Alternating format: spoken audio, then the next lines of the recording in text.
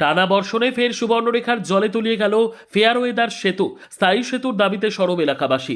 কয়েকদিনের টানা বর্ষণের জেরে সুবর্ণরেখা নদীর জলস্তর বৃদ্ধি পাওয়ায় ফের জলের তলায় চলে গেল গোপীবল্লভপুর 1 নম্বর ও 2 নম্বর ব্লকের মধ্যে সংযোগকারী অত্যন্ত গুরুত্বপূর্ণ ফেয়ারওয়েদার সেতু। ফলে দুই ব্লকের হাজার হাজার মানুষের স্বাভাবিক যাতায়াত কার্যত ব্যাহত হয়েছে। প্রতিদিনের মতো এবারেও বর্ষা এলেই যোগাযোগ ব্যবস্থা ভেঙে পড়ায় চরম দুর্ভোগে পড়েছেন সাধারণ মানুষ। ঝাড়গ্রাম জেলার গোপীবল্লভপুর 2 নম্বর ব্লকের চর্চিতা এবং গোপীবল্লভপুর 1 নম্বর ব্লকের শ্যামসুন্দরপুর গ্রামের মাঝ দিয়ে বয়ে গিয়েছে সুবর্ণরেখা নদী। এই দুই প্রান্তের মানুষের যোগাযোগের একমাত্র ভরসা কাঠের তৈরি ফেয়ারওয়েদার সেতু। তবে প্রতি বছর বর্ষাকালে নদীর জল বাড়লেই সেতুটি তলিয়ে যায় বা ক্ষতিগ্রস্ত হয়। ফলে কয়েক মাস ধরে দুই ব্লকের মানুষের যাতায়াত মারাত্মকভাবে ব্যাহত হয়। স্থানীয় সূত্রে জানা গিয়েছে, দুর্গাপুজোর পর প্রতি বছরই নতুন করে কাঠের সেতু নির্মাণ করা হয় এবং বছরের বাকি সময় সেই সেতুর উপর দিয়ে চলাচল করেন এলাকার বাসিন্দারা। কিন্তু বর্ষার সময় নদীর জলস্তর বাড়লেই সেতুটি অচল হয়ে পড়ে। ফলে গোপীবল্লভপুর 2 নম্বর ব্লকের চর্চিতা, নোটা, গুরমা সহ একাধিক গ্রামের বাসিন্দাদের দীর্ঘ পথ ঘুরে যাতায়াত করতে হয়। সবচেয়ে বেশি সমস্যায় পড়েন রোগী, পড়ুয়া, কর্মজীবী মানুষ ও ব্যবসায়ীরা। এলাকাবাসীর দাবি, সুবর্ণরেখা নদীর ওপর একটি স্থায়ী কংক্রিটের সেতু নির্মাণ হলে গোপীবল্লভপুর সুপার স্পেশালিটি হাসপাতালে পৌঁছানোর দূরত্ব অনেকটাই কমে যাবে। জরুরি পরিস্থিতিতে রোগীদের দ্রুত হাসপাতালে নিয়ে যাওয়া সম্ভব হবে। বর্তমানে সেতু ডুবে যাওয়ায় বাধ্য হয়ে প্রায় 15 কিলোমিটার ঘুরপথে যেতে হচ্ছে, যার ফলে সময় ও অর্থ দুদিক থেকে বাড়তি ভোগান্তির শিকার হচ্ছেন সাধারণ মানুষ। এলাকাবাসীর অভিযোগ, বছরের পর বছর একই সমস্যার পুনরাবৃত্তি হলেও এখনো পর্যন্ত স্থায়ী সমাধানের কোনো উদ্যোগ বাস্তবায়িত হয়নি।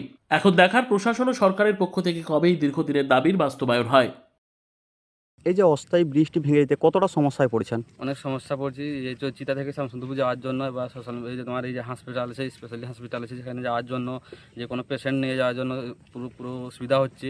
আর এটা এই যে নাগাতার 10-15 দিন বৃষ্টি হওয়ার জন্য কারণে এই জল বেড়ে এই সেতুটা ভেঙে গেছে। আর তার জন্য আমাদের গ্রামের অসুবিধা হচ্ছে। কতগুলো গ্রাম এইখানে নির্ভরশীল এই ব্রিজটার উপর অস্থায়ী? তোমার এই প্রায় 10-12টা এরকম গ্রাম। এটা মূলত কোন ব্লকের সাথে কোন ব্লকের যোগাযোগ? গোপীবল্লভপুর 1 এবং 2। কি চাইছেন এখন আপনারা? এই ব্রিজটা যেন সরকারি তরফ থেকে একটা সেতু নির্মাণ হয়, তার জন্য আমরা চাইছি যেন ভালো হয়, যোগাযোগ যাতায়াতের ভালো সুবিধা হবে সেই জন্য। এই যে অস্থায়ী সেতুটি ভেঙে যেতে কতটা সমস্যায় পড়েছেন? অস্থায়ী সেতুটা ভেঙে যেতে তো সমস্যায় আমাদের গ্রামবাসী সকলেই পড়ছে। উপরন্তু পাশে যে গ্রামগুলো আছে, এদিকে আমাদের নোটা, গুড়মা, ভামাল, এদিকে 20-25টা গ্রাম আছে, সবাইয়েরই অসুবিধা হচ্ছে। একটা কথা হলো, মানে আমাদের এদিকে যদি কোনো পেশেন্ট আমাদের গোপী সুপার স্পেশালিটি হাসপাতালে নিয়ে যেতে হয়, এই সেতুর মধ্য দিয়ে যায়। কারণ এখানে যেতে অনেক অল্প সময়ের মধ্যে আমরা রুগীটাকে এখান থেকে হাসপাতালে পৌঁছে দিতে পারি। আর এই ব্রিজটা ভাঙার ফলে আমাদের প্রচণ্ড অসুবিধা হচ্ছে। রোগী হোক কিংবা কোনো কিছু হোক, যেতে হলে আমাদেরকে এখান থেকে প্রায় 15-20 কিলোমিটার ঘুরে যেতে হয়, মানে ওই এতে যাওয়ার জন্য, গোপীবল্লভপুর যাওয়ার জন্য।